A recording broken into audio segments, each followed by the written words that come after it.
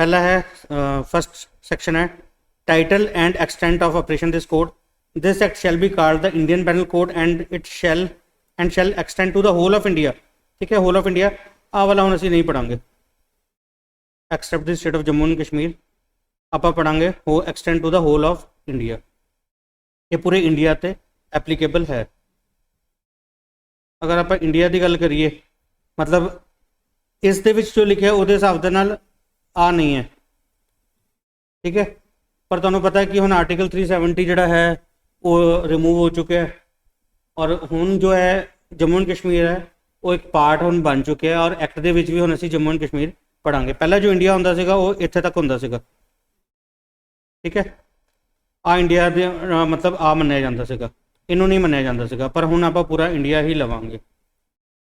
और इंडिया का मतलब तुसीं की समझते हो कि जो बाउंड्रीज है वही इंडिया है कि इसके अलावा भी कोई इंडिया हो सकता है? किहड़ा हो सकता है? इसके अलावा किहड़ा इंडिया हो सकता है?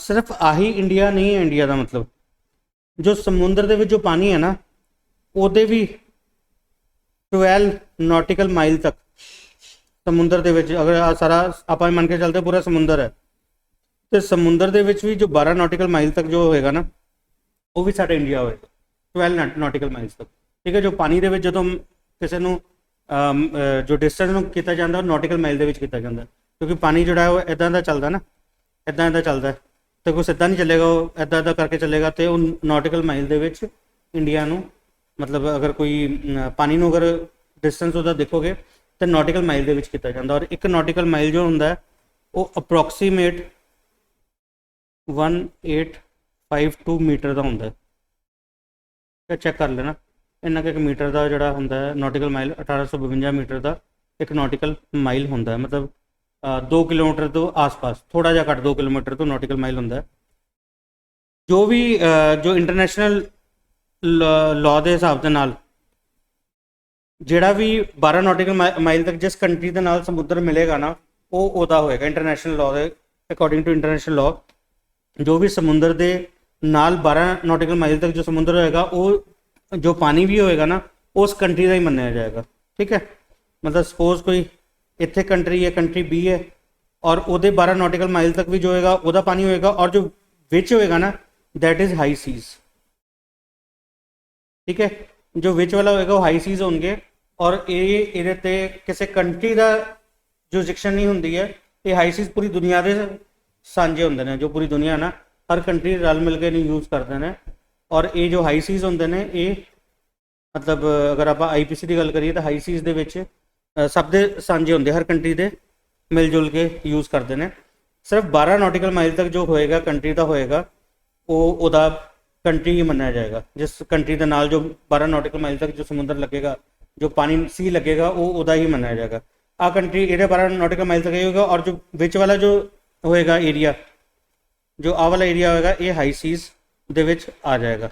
ठीक है, और सपोज अगर कोई कंट्री नज़दीक है, जो बी कंट्री है नज़दीक है और इत्थे जो डिफरेंस है ये 10 किलोमीटर का ही है, 10 नॉटिकल माइल का ही है, तो फिर 5 इहदा हो जाएगा और 5 इस कंट्री का हो जाएगा और ये समुद्र हाई सीज नहीं होएगा कोई भी। ठीक है, अद्धा अद्धा दोनों का कंट्रीज़ का हो जाएगा और जो बच जाता है, जो विच रह जाता है वो हाई सीज के हो जाता है और ये सारी कंट्रियाँ मिलजुल के इनू यूज करदियां ने। ठीक है, क्लीयर है? पता हाँ, कंट्री मिलके यूज करदियां ने। ठीक है, एक तो आ हो गया और ये अलावा जिथे जिथे भी जी कंट्री के सपोज अमेरिका है, ठीक है, वैसे मैं गलत जगह बनाता, अमेरिका इतने होएगा पर चलो सपोज कोई आस्ट्रेलिया है, आस्ट्रेलिया के साढ़े जो एम्बेसी है जिथे असी अपना झंडा लगा के रखे है, ठीक है, जिथे भी साढ़े इंडिया का झंडा लगा होगा उत्थे असी अपना झंडा लगाने हैं। वैसे तुम किसी कंट्री से अपना झंडा नहीं लगा सकते, अपने देश का फ्लैग नहीं लगा सकते। ठीक है, पर जो एम्बेसी होंगी है वो जगह की होंगी लीज ते लई होंगी है और वो साडा कंट्री बन जाता है आस्ट्रेलिया दे विच। ठीक है, अमेरिका दे विच हो सकता है किसी जगह ते असी अपना फ्लैग लगाया होवे, जिथे जिथे किसी भी कंट्री दे विच ਜਾਪਾਨ ਦੇ ਵਿੱਚ, ਠੀਕ ਹੈ, ਜਿੱਥੇ ਵੀ ਸਾਡੀ ਐਮਬੈਸੀ ਦਾ ਅਸੀਂ ਜੋ ਜ਼ਮੀਨ ਲੀਜ਼ ਲੈ ਕੇ ਐਮਬੈਸੀ ਆਪਣੀ ਬਣਾਈ ਹੋਏਗੀ ਔਰ ਜਿੱਥੇ ਅਸੀਂ ਆਪਣਾ ਫਲੈਗ ਲਗਾ ਰਹੇ ਹਾਂ, ਉਹ ਏਰੀਆ ਜੋ ਹੈ ਨਾ ਉਹ ਵੀ ਸਾਡਾ ਇੰਡੀਆ ਹੀ ਹੈ। ਅਗਰ ਇੰਡੀਆ ਤੋਂ ਬਾਹਰ, ਬੇਸ਼ੱਕ ਇੰਡੀਆ ਜੋ ਜੋਗ੍ਰਾਫਿਕਲੀ ਸਾਡੇ ਇੰਡੀਆ ਦੇ ਵਿੱਚ ਨਹੀਂ ਆਉਂਦਾ, ਪਰ ਅਮਰੀਕਾ ਦੇ ਵਿੱਚ ਵੀ, ਆਸਟ੍ਰੇਲੀਆ, ਜਾਪਾਨ, ਇੰਡੋਨੇਸ਼ੀਆ, ਕਿਤੇ ਵੀ ਜਿੱਥੇ ਵੀ ਸਾਡੀ ਐਮਬੈਸੀ ਹੈ, ਉਹ ਹਮੇਸ਼ਾ ਲੀਜ਼ ਤੇ ਜਗ੍ਹਾ ਲੈ ਕੇ ਉਹ ਆਪਣਾ ਕੰਟਰੀ ਬਣਾ ਲੈਂਦੇ ਨੇ। ਇਹ ਸਾਡੇ ਇੰਟਰਨੈਸ਼ਨਲ ਲਾਅ ਦੇ ਵਿੱਚ ਇੱਕ ਦੂਜੇ ਨੂੰ ਪ੍ਰਿਵਿਲੇਜਸ ਦਿੱਤੀਆਂ ਹੋਈਆਂ ਨੇ ਕੰਟਰੀਜ਼ ਨੂੰ, ਤਾਂ ਕਿ ਸਾਰਿਆਂ ਦਾ ਆਪਸ ਦੇ ਵਿੱਚ ਜੋ ਮਿਲ ਜੁਲ ਕੇ ਕੰਮ ਕਰ ਸਕੇ ਦੁਨੀਆ, ਠੀਕ ਹੈ। ਤੇ ਫਿਰ ਕੀ ਹੋਏਗਾ, ਉਸ ਕੰਟਰੀ ਦੇ ਵਿੱਚ ਜਿੱਥੇ ਜਿੱਥੇ ਵੀ ਸਾਡਾ ਫਲੈਗ ਲੱਗਾ ਹੋਗਾ, ਜੋ ਲੀਜ਼ ਤੇ ਲਿਆ ਹੋਗਾ, ਸਾਡਾ ਐਮਬੈਸੀ ਜੋ ਹੋਏਗੀ ਉਹ ਸਾਡਾ ਕੰਟਰੀ ਹੀ ਮੰਨਿਆ ਜਾਏਗਾ। ਉਸ ਏਰੀਆ ਦੇ ਵਿੱਚ ਜਿੰਨਾ ਵੀ ਏਰੀਆ ਹੋਏਗਾ ਨਾ, ਉਹ ਇਹ ਮੰਨਿਆ ਜਾਏਗਾ ਸਾਡਾ ਕੰਟਰੀ ਹੈ। ਜਿੱਥੇ ਵੀ ਸਾਡਾ ਫਲੈਗ ਲੱਗਾ ਹੋਏਗਾ ਉਹ ਸਾਡਾ ਕੰਟਰੀ ਮੰਨਿਆ ਜਾਏਗਾ। ਔਰ ਤਾਂ ਹੀ ਕੀ ਹੁੰਦਾ ਹੈ ਕਿ ਐਮਬੈਸੀ ਦੇ ਵਿੱਚ ਵੀ ਅਗਰ ਕੋਈ ਫੋਰਸਫੁਲੀ ਕੋਈ ਕੰਟਰੀ ਅਗਰ ਐਂਟਰ ਕਰ ਜਾਂਦੀ, ਸਪੋਜ਼ ਇਹ ਐਮਬੈਸੀ ਸਾਡੀ ਜਾਪਾਨ ਦੇ ਵਿੱਚ ਹੈ ਔਰ ਜਾਪਾਨ ਦੇ ਲੋਕ ਜਾਂ ਗਵਰਨਮੈਂਟ ਜੋ ਹੈ, ਅਗਰ ਉਹ ਫੋਰਸਿਬਲੀ ਸਾਡੀ ਐਮਬੈਸੀ ਦੇ ਵਿੱਚ ਐਂਟਰ ਕਰੇਗੀ ਤੇ ਮੰਨਿਆ ਜਾਏਗਾ ਉਹਨੇ ਸਾਡੇ ਇੰਡੀਆ ਤੇ ਅਟੈਕ ਕਰਤਾ, ਠੀਕ ਹੈ, ਮੰਨਿਆ ਜਾਏਗਾ ਸਾਡੇ ਇੰਡੀਆ ਤੇ ਅਟੈਕ ਕਰਤਾ ਹੈ। ਅਮਰੀਕਾ ਅਗਰ ਸਾਡੇ ਐਮਬੈਸੀ ਦੇ ਵਿੱਚ ਐਂਟਰ ਕਰ ਜਾਏਗਾ ਫੋਰਸਫੁਲੀ, ਤੇ ਫਿਰ ਕੀ ਹੋਗਾ, ਬਿਨਾਂ ਸਾਡੀ ਪਰਮਿਸ਼ਨ ਤੋਂ, ਤੇ ਇਹ ਮੰਨਿਆ ਜਾਏਗਾ ਉਹਨੇ ਇੰਡੀਆ ਤੇ ਅਟੈਕ ਕਰਤਾ। ਇਸੇ ਕਰਕੇ ਐਮਬੈਸੀ ਦੇ ਵਿੱਚ ਕੋਈ ਵੀ ਐਂਟਰ ਨਹੀਂ ਕਰਦੇ ਕੰਟਰੀ ਦੇ ਵਿੱਚ। ਔਰ ਅਗਰ ਕਈ ਵਾਰ ਕੀ ਹੁੰਦਾ ਹੈ ਕਿ ਕੁਝ ਜੋ ਮੁਜਰਮ ਵਗੈਰਾ ਹੁੰਦੇ ਨੇ, ਜੋ ਜਿਨ੍ਹਾਂ ਨੂੰ ਕੋਈ ਆਫੈਂਸ ਕੀਤਾ ਹੁੰਦਾ ਹੈ, ਉਹ ਅਗਰ ਜਾਂ ਤਾਂ ਕੰਟਰੀ ਦੇ ਵਿੱਚ ਸ਼ਰਨ ਲੈ ਲੈਂਦੇ ਨੇ ਜਾਂ ਕੰਟਰੀ ਤੇ ਨਹੀਂ ਲੈ ਪਾਉਂਦੇ ਤਾਂ ਐਮਬੈਸੀ ਦੇ ਵਿੱਚ ਚਲੇ ਜਾਂਦੇ ਨੇ। ਕਈ ਸਾਲ ਐਮਬੈਸੀ ਦੇ ਵਿੱਚ ਰਹਿ ਜਾਂਦੇ ਨੇ, ਕਿਉਂਕਿ ਐਮਬੈਸੀ ਵੀ ਉਹ ਕੰਟਰੀ ਦੀ ਤਰ੍ਹਾਂ ਹੀ ਟਰੀਟ ਹੁੰਦਾ ਹੈ। ਕਈ ਵਾਰ ਉਹ ਕੰਟਰੀ ਤੱਕ ਨਹੀਂ ਪਹੁੰਚ ਸਕਦੇ। ਅਗਰ ਸਪੋਜ਼ ਕੋਈ ਕ੍ਰਿਮੀਨਲ ਹੈ ਔਰ ਉਹਨੂੰ ਲੱਗਦਾ ਹੈ ਕਿ ਮੈਂ ਅਗਰ ਇੰਗਲੈਂਡ ਦੇ ਵਿੱਚ ਚਲਾ ਜਾਵਾਂਗਾ ਜਾਂ ਮੈਂ ਪੁਰਤਗਾਲ ਦੇ ਵਿੱਚ ਚਲਾ ਜਾਵਾਂਗਾ ਤੇ ਮੈਨੂੰ ਜੋ ਇਮਿਊਨਿਟੀ ਮਿਲ ਜਾਏਗੀ, ਮੈਂ ਬਚ ਜਾਵਾਂਗਾ। ਜੋ ਕ੍ਰਿਮੀਨਲਸ ਹੁੰਦੇ ਨੇ, ਜੋ ਵੱਡੇ ਕ੍ਰਿਮੀਨਲਸ ਹੁੰਦੇ ਨੇ, ਜਿਨ੍ਹਾਂ ਨੂੰ ਪਤਾ ਹੁੰਦਾ ਕਿ ਸਾਨੂੰ ਫਾਂਸੀ ਦੀ ਸਜ਼ਾ ਹੋਏਗੀ ਇੰਡੀਆ ਦੇ ਵਿੱਚ, ਉਹ ਕਈ ਵਾਰ ਉਸ ਕੰਟਰੀ ਦੇ ਵਿੱਚ ਸ਼ਰਨ ਲੈ ਲੈਂਦੇ ਨੇ ਜਿਸ ਕੰਟਰੀ ਦੇ ਵਿੱਚ ਫਾਂਸੀ ਜਿਹੜੀ ਹੁੰਦੀ ਇਲੀਗਲ ਹੁੰਦੀ ਹੈ। ਸਾਰੀ ਕੰਟਰੀਜ਼ ਜਿਹੜੀ ਡੈਥ ਪੈਨਲਟੀ ਨਹੀਂ ਦਿੰਦੇ, ਜਿਸ ਕੰਟਰੀ ਦੇ ਵਿੱਚ ਡੈਥ ਪੈਨਲਟੀ ਨਹੀਂ ਹੁੰਦੀ ਉਹ ਉਸ ਕੰਟਰੀ ਦੇ ਵਿੱਚ ਸ਼ਰਨ ਲੈ ਲੈਂਦੇ ਨੇ, ਤਾਂ ਕਿ ਅਗਰ ਉਹਨਾਂ ਨੂੰ ਉੱਥੋਂ ਐਕਸਟ੍ਰੈਡੀਸ਼ਨ ਦੇ ਨਾਲ ਅਗਰ ਉਹਨਾਂ ਨੂੰ ਲੈ ਵੀ ਜਾਇਆ ਜਾਏਗਾ ਨਾ, ਅਗਰ ਉਹਨਾਂ ਨੂੰ ਵਾਪਸ ਵੀ ਲੈ ਆਉਣਗੇ, ਅਗਰ ਸਾਡਾ ਕੋਈ ਇੰਡੀਆ ਦਾ ਕੋਈ ਅਕਿਊਜ਼ਡ ਹੈ, ਇੰਡੀਆ ਦੇ ਵਿੱਚ ਉਹਨੂੰ ਕੋਈ ਅਫੈਂਸ ਕੀਤਾ ਹੈ ਔਰ ਉਹ ਕਿਸੇ ਇੱਦਾਂ ਦੀ ਕੰਟਰੀ ਦੇ ਵਿੱਚ ਚਲਾ ਜਾਂਦਾ ਹੈ ਜਿੱਥੇ ਡੈਥ ਪੈਨਲਟੀ ਨਹੀਂ ਮਿਲਦੀ, ਉੱਥੇ ਜਾ ਕੇ ਅਸਾਈਲਮ ਲੈ ਲੈਂਦਾ ਹੈ, ਠੀਕ ਹੈ। ਉਹਨੂੰ ਪਤਾ ਹੈ ਕਿ ਅਗਰ ਇਹ ਮੇਰੇ ਤੋਂ ਐਕਸਟ੍ਰੈਡਿਟ ਕਰਕੇ ਮੈਨੂੰ ਵਾਪਸ ਲੈ ਵੀ ਆਏ ਨਾ, ਤੇ ਉਹ ਕੰਟਰੀ ਦੀ ਪਹਿਲੀ ਕੰਡੀਸ਼ਨ ਹੋਏਗੀ ਤੁਸੀਂ ਉਹ ਸਜ਼ਾ ਨਹੀਂ ਦੇ ਸਕਦੇ ਇਹਨੂੰ ਇੰਡੀਆ ਦੇ ਵਿੱਚ ਜੋ ਸਾਡੀ ਕੰਟਰੀ ਦੇ ਵਿੱਚ ਬੈਨ ਹੈ। ਅਗਰ ਉਸ ਕੰਟਰੀ ਦੇ ਵਿੱਚ ਅਗਰ ਫਾਂਸੀ ਦੀ ਸਜ਼ਾ ਨਹੀਂ ਹੈ ਤੇ ਫਿਰ ਉਹ ਇੰਡੀਆ 'ਚ ਅਗਰ ਐਕਸਟ੍ਰੈਡੀਸ਼ਨ ਲੈ ਕੇ ਆਣਗੇ ਤਾਂ ਐਕਸਟ੍ਰੈਡੀਸ਼ਨ ਜੋ ਹੁੰਦੀ ਹੈ ਉਹ ਵੀ ਕੁਝ ਕੰਡੀਸ਼ਨਸ ਤੇ ਦਿੱਤੀ ਜਾਂਦੀ ਹੈ। ਔਰ ਉਹਦੀ ਕੰਡੀਸ਼ਨ ਇਹ ਹੁੰਦੀ ਹੈ ਕਿ ਜੋ ਸਜ਼ਾ ਸਾਡੀ ਕੰਟਰੀ ਦੇ ਵਿੱਚ ਜੋ ਬੈਨ ਹੈ ਉਹ ਤੁਸੀਂ ਆਪਣੀ ਕੰਟਰੀ 'ਚ ਵੀ ਨਹੀਂ ਜਾ ਕੇ ਦਿਓਗੇ।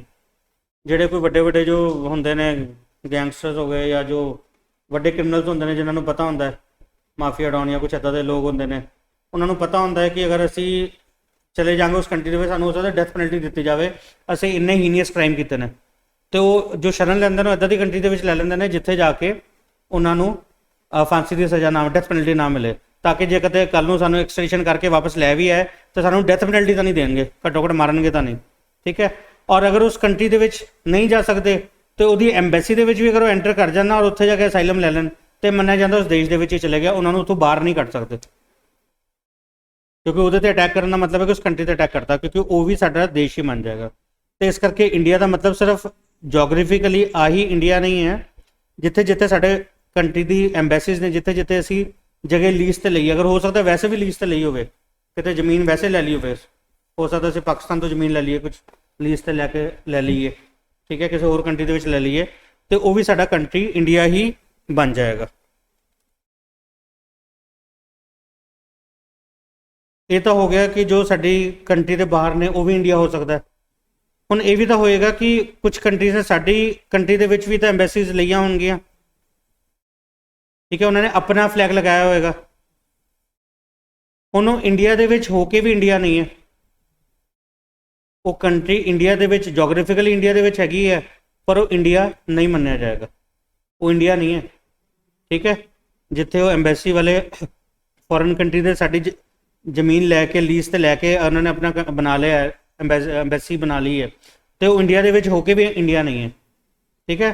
ਮਤਲਬ ਇੰਡੀਆ ਨੂੰ ਅਗਰ ਤੁਸੀਂ ਸਮਝਣਾ ਤਾਂ ਸਾਰੀ ਚੀਜ਼ਾਂ ਸਮਝੋ ਕਿ ਜੋ ਸਮੁੰਦਰ ਹੈ 12 ਨੌਟੀਕਲ ਮਾਈਲ ਤੱਕ ਉਹ ਵੀ ਇੰਡੀਆ ਹੈ, ਔਰ ਜੋ ਫੋਰਨ ਕੰਟਰੀਜ਼ ਦੇ ਵਿੱਚ ਜੋ ਸਾਡੇ ਐਮਬੈਸੀਜ਼ ਹੈਗੀਆਂ ਨੇ ਉਹ ਵੀ ਸਾਡਾ ਕੰਟਰੀ ਹੈ, ਪਰ ਜੋ ਸਾਡੇ ਇੰਡੀਆ ਦੇ ਵਿੱਚ ਹੋ ਕੇ ਜੋ ਫੋਰਨ ਕੰਟਰੀਜ਼ ਨੇ ਲਏ ਹੋਏ ਨੇ ਆਪਣੀ ਐਮਬੈਸੀਜ਼ ਬਣਾਈਆਂ ਨੇ ਸਾਡੇ ਤੋਂ ਜ਼ਮੀਨ ਲੀਜ਼ ਤੇ ਲੈ ਕੇ, ਉਹ ਸਾਡੇ ਇੰਡੀਆ ਦੇ ਵਿੱਚ ਹੋ ਕੇ ਵੀ ਇੰਡੀਆ ਨਹੀਂ ਹੈ। ਠੀਕ ਹੈ। ਇੱਕ 2000 ਦਸੰਬਰ 2013 ਦੇ ਵਿੱਚ ਅਮਰੀਕਾ ਨਿਊਯਾਰਕ ਦੇ ਵਿੱਚ ਸਾਡੀ ਐਂਬੈਸਡਰ ਸੀਗੀ ਇੱਕ ਦਿਵਿਆਨੀ ਖਾਰਬੰਦੇ ਕਰਕੇ। ਠੀਕ ਹੈ, ਦਿਵਿਆਨੀ ਖਾਰਬੰਦੇ, ਨਾਮ ਮੈਨੂੰ ਐਗਜ਼ੈਕਟ ਨਹੀਂ ਪਤਾ। ਦਿਵਿਆਨੀ ਨੂੰ ਅਰੈਸਟ ਕਰ ਲਿਆ ਸੀਗਾ। ਠੀਕ ਹੈ, ਬੜਾ ਇੰਡੀਆ ਦੇ ਵਿੱਚ ਔਰ ਪਾਕਿਸਤਾਨ ਦੇ ਵਿੱਚ ਇੱਕ ਬੜੀ ਉਹ ਹੋ ਗਿਆ ਸੀਗਾ ਕਿ ਨਾ, ਮਤਲਬ ਫੇਸ ਟੂ ਫੇਸ ਹੋ ਗਏ ਸੀਗੇ ਕਾਫੀ ਇੰਡੀਆ ਔਰ ਅਮਰੀਕਾ ਦੇ ਵਿੱਚ, ਐਂਬੈਸੀਜ਼ ਆਪਸ ਦੇ ਵਿੱਚ ਨਾ ਕਾਫੀ ਟਸਲ ਹੋ ਗਈ ਸੀਗੀ। ਹੋਇਆ ਕੀ ਸੀਗਾ ਕਿ ਦਿਵਿਆਨੀ ਨੇ ਆਪਣੀ ਜੋ ਨੌਕਰਾਨੀ ਰੱਖੀ ਸੀਗੀ, ਉਹ ਨੌਕਰਾਨੀ ਨੂੰ ਜੋ ਮੇਡ ਸੀਗੀ, ਉਹਦੀ ਡੋਮੈਸਟਿਕ ਮੇਡ ਸੀਗੀ, ਉਹਨੂੰ ਸੈਲਰੀ ਘੱਟ ਦਿੰਦੀ ਸੀਗੀ। ਠੀਕ ਹੈ, ਜੋ ਉਹਨਾਂ ਦੀ ਕੰਟਰੀ ਦੇ ਹਿਸਾਬ ਦੇ ਨਾਲ ਉਹਨਾਂ ਦੇ ਜੋ ਲਾਜ਼ ਨੇ ਬਹੁਤ ਸਟ੍ਰਿਕਟ ਨੇ, ਔਰ ਜੋ ਮਿਨੀਮਮ ਵੇਜ ਐਕਟ ਹੈ ਉਹਨਾਂ ਦਾ ਉਹ ਬੜੇ ਇੰਪਲੀਕ ਹੈ। ਅਗਰ ਉਹਨਾਂ ਨੇ ਕੋਈ ਰੱਖਿਆ ਹੈ ਤਾਂ ਮਿਨੀਮਮ ਸੈਲਰੀ ਦੇਣੀ ਜ਼ਰੂਰੀ ਹੁੰਦੀ, ਉਹ ਤੋਂ ਘੱਟ ਸੈਲਰੀ 'ਚ ਤੁਸੀਂ ਨਹੀਂ ਦੇ ਸਕਦੇ।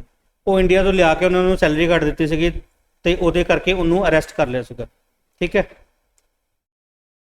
ਉਦੋਂ ਬੜਾ ਇੱਕ ਇਸ਼ੂ ਕ੍ਰੀਏਟ ਹੋਇਆ ਸੀਗਾ ਕਿ ਇਹਨੇ ਸਾਡੇ ਐਂਬੈਸਡਰ ਨੂੰ ਅਰੈਸਟ ਕੀਤਾ, ਗਲਤ ਅਰੈਸਟ ਕੀਤਾ। ਠੀਕ ਹੈ, ਪਰ ਸੀਗਾ ਕਿ ਉਹ ਅਮਰੀਕਾ ਦੇ ਵਿੱਚ ਜਿੱਥੇ ਉਹ ਰਹਿੰਦੀ ਸੀਗੀ, ਉਹ ਐਂਬੈਸੀ ਦੇ ਵਿੱਚ ਨਹੀਂ ਉਹਨੇ ਰੱਖਿਆ ਸੀਗਾ। ਉਹਨੇ ਕੀ ਕੀਤਾ ਸੀ, ਨਿਊਯਾਰਕ ਦੇ ਵਿੱਚ ਪ੍ਰਾਈਵੇਟ ਕਿਤੇ ਆਪਣਾ ਫਲੈਟ ਲਿਆ ਹੋਇਆ ਸੀਗਾ ਔਰ ਉਸ ਫਲੈਟ ਦੇ ਵਿੱਚ ਰਹਿੰਦੀ ਸੀਗੀ। ਇਸ ਕਰਕੇ ਐਪਲੀਕੇਬਲ ਹੋਇਆ ਸੀਗਾ। ਮਤਲਬ ਕਈ ਲੋਕ ਕਹਿ ਰਹੇ ਸੀਗੇ ਜਿਨ੍ਹਾਂ ਨੂੰ ਲਾਅ ਦੀ ਸਮਝ ਘੱਟ ਹੈ, ਉਹ ਕਹਿ ਰਹੇ ਸੀਗੇ ਕਿ ਸਾਡੇ ਐਂਬੈਸਡਰ ਨੂੰ ਕਿੱਦਾਂ ਅਰੈਸਟ ਕਰ ਲਿਆ। ਠੀਕ ਹੈ, ਗਲਤ ਕੀਤਾ। ਪਰ ਉਹ ਕੀ ਸੀਗਾ ਕਿ ਟੈਕਨੀਕਲੀ ਉਹ ਸਹੀ ਸੀਗਾ, ਕਿਉਂਕਿ ਉਹਨਾਂ ਨੇ ਕੀ ਕੀਤਾ ਸੀਗਾ ਕਿ ਉਹਨੂੰ ਜੋ ਨੌਕਰਾਨੀ ਰੱਖੀ ਸੀ ਉਹਨੇ ਬਾਹਰ ਲਿਆ ਸੀਗਾ। ਅਗਰ ਤਾਂ ਐਂਬੈਸੀ ਦੇ ਵਿੱਚ ਰੱਖ ਲੈਂਦੀ, ਐਂਬੈਸੀ ਦੇ ਵਿੱਚ ਜੋ ਮਰਜ਼ੀ ਕਰਦੀ, ਅਮਰੀਕਾ ਦਾ ਲਾਅ ਉੱਥੇ ਐਪਲੀਕੇਬਲ ਨਹੀਂ ਹੋਣਾ ਸੀਗਾ। ਪਰ ਜੋ ਬਾਹਰ ਕਮਰਾ ਕਿਰਾਏ 'ਤੇ ਲੈ ਕੇ ਰਹਿ ਰਹੀ ਸੀਗੀ, ਉੱਥੇ ਅਮਰੀਕਾ ਦਾ ਲਾਅ ਐਪਲੀਕੇਬਲ ਹੁੰਦਾ ਸੀਗਾ, ਔਰ ਉੱਥੇ ਜੋ ਸੀਗਾ ਉਹ ਉਹਨੇ ਵਾਇਲੇਟ ਕੀਤਾ ਸੀ ਉਹਨਾਂ ਦੇ ਐਕਟ ਨੂੰ। ਇਸ ਕਰਕੇ ਉਹਨੂੰ ਪਨਿਸ਼ ਕੀਤਾ ਗਿਆ ਸੀਗਾ।